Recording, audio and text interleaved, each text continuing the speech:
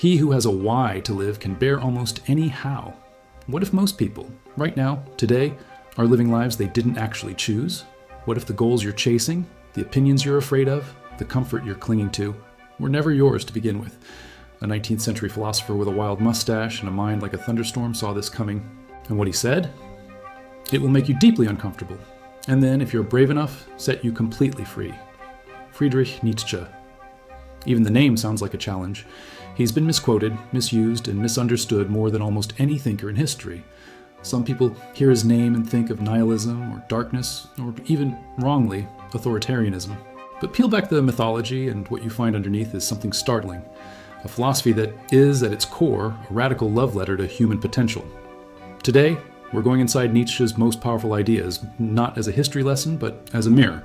Because whether you've ever heard of him or not, his philosophy is about you, the life you're living, the person you're becoming, and the version of yourself you keep putting off being. By the end of this video, you'll understand why Nietzsche said God is dead and what he actually meant. The concept of the Übermensch, and why it's nothing like you've been told. The master-slave morality framework that explains why so many people feel secretly resentful, and the single most terrifying thought experiment in all of philosophy. One that might just change how you spend your next Tuesday stay with me. This one runs deep. Here's the uncomfortable truth most of us sense but rarely say out loud. A lot of people are living on autopilot. You wake up, you do what's expected. You measure your worth by metrics someone else invented. Follower counts, salaries, job titles, approval from people you don't even respect. You say, I'm fine when someone asks how you are, even when you're not.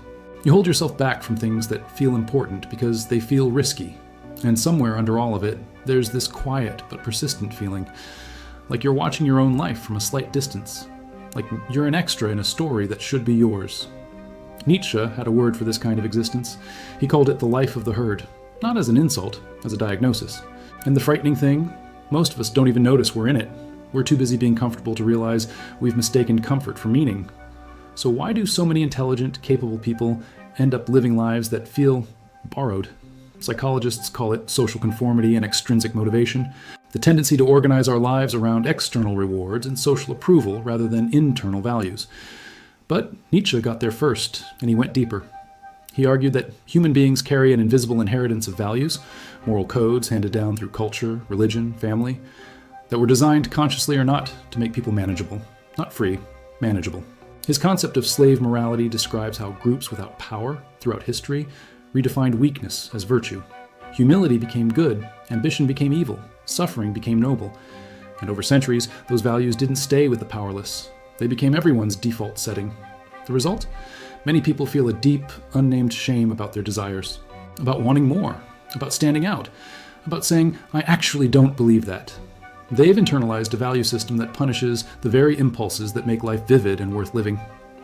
Nietzsche called this ressentiment, a French word he borrowed to describe the slow poison of repressed power, turned inward as bitterness and moral judgment. You see it everywhere, in the person who tears down anyone who succeeds, in the voice in your own head that says, who do you think you are? Every time you try something bold. That voice? It's not wisdom. According to Nietzsche, it's a cage. So, what's the way out? Nietzsche offers not a self-help checklist, but something far more demanding, a philosophical reorientation. Let's break down his 4 most powerful ideas. Idea 1, the death of God, create your own values. When Nietzsche wrote, God is dead, he wasn't celebrating, he was warning us. He meant that the old sources of meaning, religion, tradition, absolute moral codes, were losing their grip on Western civilization. And in their place, nothing. A void. What he called nihilism, the terrifying possibility that life has no meaning at all. But here's where Nietzsche pivots. His answer to nihilism isn't despair, it's creation. If the old meaning makers are gone, then you must become the author of your own values. Stop inheriting your sense of purpose. Build it, choose it, live it deliberately. The practical question he's asking you, if no one was watching and no one was judging, and no tradition was whispering in your ear, what would you actually value? Idea 2, the Übermensch. Become who you are, the Übermensch, and often translated as overman or superman, is one of the most abused concepts in philosophy. It has nothing to do with racial superiority or domination. That was a grotesque distortion. The Übermensch is a metaphor for self-overcoming. It's the person who takes full responsibility for their life, creates their own values, and continuously strives to become more than they currently are. It's not a destination, it's a direction. Nietzsche's rallying cry, drawn from the poet Pindar: become who you are. Not who your parents imagined, not who your culture approved, who you actually are, underneath all the noise. Idea 3, the will to power. Life is growth, not domination. Another catastrophically misunderstood idea. The will to power is not about conquering others. It's about the fundamental drive in all living things, including you, to grow, create, and express power over oneself. Think about the last time you pushed through resistance to do something hard. The satisfaction you felt wasn't about beating someone else. It was about expanding yourself. That's the will to power. It's the painter who keeps painting even with no audience. The writer who writes because not writing feels like dying. The athlete who trains not for the medal, but because the training itself is the point. Nietzsche is saying, lean into that drive. Honor it. Don't suppress it to make others comfortable. Idea 4, eternal recurrence, the ultimate filter. This is the one that hits hardest. Imagine that your life, every choice, every moment, every mundane Tuesday, and every peak experience will repeat exactly as it has happened infinitely, forever. The same joys, the same embarrassments, the same regrets, the same conversations, on an endless loop. Nietzsche called this eternal recurrence, and he intended it as a test, not a cosmology. The question isn't whether it's literally true. The question is, if it were true, would you be okay with that? Could you look at your life and say, yes, again, I choose this? If not, if that thought fills you with dread, then Nietzsche is asking you the most important question you can ask yourself: what needs to change? Let me tell you about a moment that made Nietzsche's philosophy feel real to me. I once knew someone, let's call him Daniel, who spent 11 years climbing the corporate ladder at a company he quietly despised, not because he was lazy or weak, because he was terrified. Terrified of what his father would think if he walked away. Terrified of what his colleagues would say. Terrified that wanting something different meant he was ungrateful, unstable, somehow broken.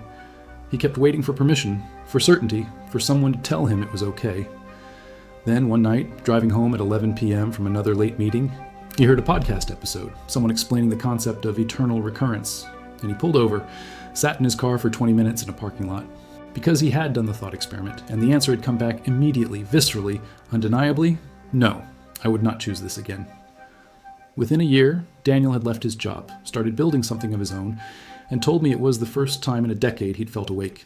He didn't quote Nietzsche at dinner parties, he just used the idea as a flashlight, and it showed him the door he'd been standing next to for years, one he just hadn't had the nerve to open. That's what philosophy at its best does. It doesn't give you answers, it gives you better questions. Here's what I want you to sit with for a moment. You're not stuck, you're not broken, you're not too late. But you may be living inside a story that someone else wrote for you, and calling it your life. Nietzsche believed that suffering was not something to be escaped, but something to be metabolized. That the friction, the struggle, the resistance you feel, it's not punishment. It's material. It's the raw substance from which a more honest, more alive version of you is waiting to be built. The German word he used was Amor, Fati, love of fate. Not tolerance of fate, not passive acceptance, but a fierce, open-armed embrace of everything that has happened and everything that is. Not because it's all good, but because it is yours. And from it, you can build something real. You have been given exactly one life, one set of circumstances, one particular body, one window of time on this strange planet. Nietzsche is not asking you to be happy. He's asking you to be honest, to be awake, to stop performing and start being. And that, even if it's terrifying, is the most hopeful thing I know. Now I want to hear from you. Which of Nietzsche's ideas hit you hardest today? Was it the eternal recurrence thought experiment? The idea of slave versus master morality? The Übermensch as a call to self-overcoming? Drop it in the comments. Because I genuinely believe that this community is full of people who are asking the same deep questions, and the conversation that happens below this video might be just as valuable as the video itself. And if this resonated with you, if any part of it felt like it was speaking directly to something you've been carrying, share it with one person. Not for the algorithm, for them. Sometimes the most generous thing we can do is hand someone a mirror. Before you click away, I want to acknowledge something. Most people scroll past anything that asks them to think hard. You didn't. You stayed. You sat with difficult ideas, felt some uncomfortable feelings, and came out the other side with a richer vocabulary for your own inner life. That's not nothing. That's Nietzsche's will to power in action. The small, quiet act of choosing to engage rather than numb out. You now understand ideas that took one of history's most brilliant minds a lifetime to develop. You have the language for that unnamed feeling, the slave morality voice, the borrowed values, the herd. And you have a question. Eternal recurrence, that you can carry with you like a compass. Use it, not just once. Come back to it when you're making a major decision, when you're feeling stuck, when the comfort of the known is whispering louder than the pull of the possible. Ask yourself, would I choose this again? And let the answer lead you somewhere true. Let's land the plane. Today we covered why Nietzsche's God is Dead is a call to create meaning, not surrender to meaninglessness. The Übermensch as a model for radical self-authorship. The will to power as an internal force for growth and expression. Slave morality as the invisible cage most of us don't know we're in. And eternal recurrence, the most honest question philosophy has ever dared to ask. Nietzsche didn't write self-help books. He wrote hammers. His philosophy isn't designed to comfort you. It's designed to crack open whatever is calcified in you so something more alive can breathe. Next week, we're going somewhere that will pair with today beautifully. Albert Camus and the philosophy of absurdism, what to do when you've accepted that life has no inherent meaning, and you still have to get up in the morning. It's darker and stranger than you'd expect, and ultimately, strangely joyful. If you're not subscribed yet, this is your sign. Hit that button, ring the bell, and I will see you in the next one.